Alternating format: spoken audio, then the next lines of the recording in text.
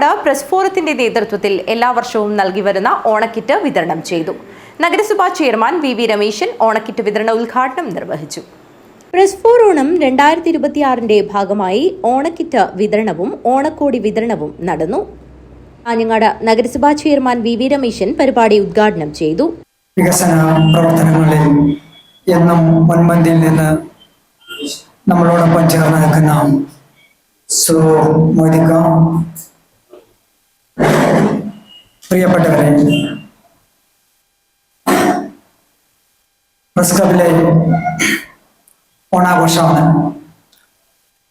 ഇവിടെ സൂചിപ്പിച്ച പോലെ മലയാളികൾ എവിടെയുണ്ടോ അവിടെ ഓണമുണ്ട്. നമ്മുടെ ദേശീയോത്സവം മലയാളക്കരയാകെ പൂക്കളാൽ മറ്റാഘോഷ പരിപാടികളാൽ നിറഞ്ഞു നിൽക്കുകയാണ്. ആ നിലയിൽ ഇപ്രാവശ്യത്തെ ഓണവും നമ്മളെല്ലാവരും സന്തോഷപൂർവ്വം ആഘോഷിക്കുകയാണ്.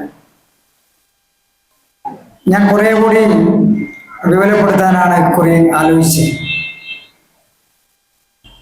അത്തം മുതൽ തിരുവോണം വരെ 10 ദിവസം കാഞ്ഞങ്ങാടിന്റെ ഓണമായി ആഘോഷിക്കണം എന്നൊക്കെ മനസ്സിൽ കൊണ്ട് നടന്ന ഒരാളാണ്. പക്ഷെ അതിന് നിർഭാഗ്യവശാൽ എനിക്ക് ചില തടസ്സങ്ങളുണ്ടായി. അത് 3 ദിവസമായി ചുരുക്കേണ്ടി വന്നു. പല പല കാരണങ്ങളുണ്ടായി. കാരണം എല്ലാവരും ഒരേപോലെ ചിന്തിച്ചാലല്ലേ ഒരു ഉത്സവമായി മാറും. Kanhangad merchants association president CK Asif വിതരണം നിർവഹിച്ചു. നാട് നഗരവും ഐക്യത്തിന്റെയും കൂട്ടായ്മയുടെയും സന്ദേശം ഉൾക്കൊണ്ടുകൊണ്ട് എല്ലാ മേഖലകളിലും ഓണത്തിന്റെ ആഘോഷം വളരെ കൂടിക്കൊണ്ടിരിക്കുകയാണ്. അതിന്റെ ഭാഗമായിട്ടാണ് കാഞ്ഞങ്ങാട് പ്രസ് ഫോറം ഇങ്ങനെയുള്ളൊരു പരിപാടി എല്ലാ വർഷവും സംഘടിപ്പിക്കാറുണ്ട്.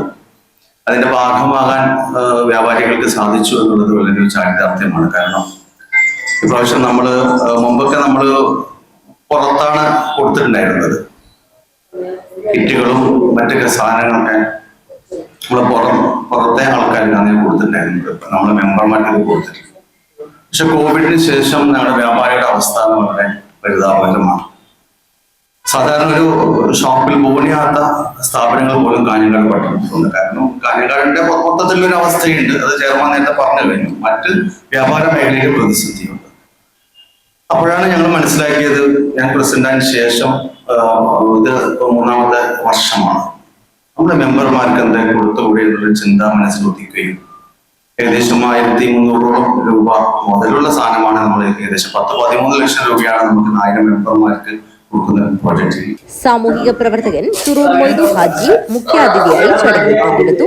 നമ്മളെല്ലാവരും ഒന്നിച്ചു കൂടുമ്പോൾ ഉണ്ടാകുന്ന ഒരു സന്തോഷം, ഒരു കുടുംബ സൗഹൃദ അന്തരീക്ഷം മാത്രവുമല്ല, കാഞ്ഞങ്ങാടിന്റെ ഒരു പൊന്നോണം എല്ലാ ദിവസവും കാഞ്ഞങ്ങാട് പൊന്നോണം ഉള്ളതുപോലെയാണ്.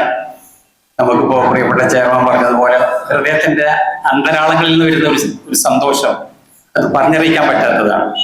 പ്രത്യേകിച്ച് നിങ്ങളെയൊക്കെ കാണുമ്പോൾ നമുക്ക് എന്ത് പറയണം, എങ്ങനെ സന്തോഷം പകരണം, കെട്ടിപ്പുണരണമോ അതോ സ്നേഹം പങ്കുവെച്ച് ഒരു കുടുംബ സന്ദേശം ഉണ്ടാക്കുന്നത് പോലെ സമ്പൃദ്ധമായ വളരെ സമൃദ്ധമായ ഒരു സ്നേഹം നമുക്ക് പൂത്തൊലിഞ്ഞു വരുന്നു എന്നുള്ളതാണ് നമ്മൾ പൊതുവെ കാഞ്ഞങ്ങാട്ടെ മാധ്യമ സുഹൃത്തുക്കളോട് നമുക്ക് പങ്കുവെക്കാനുള്ളത്.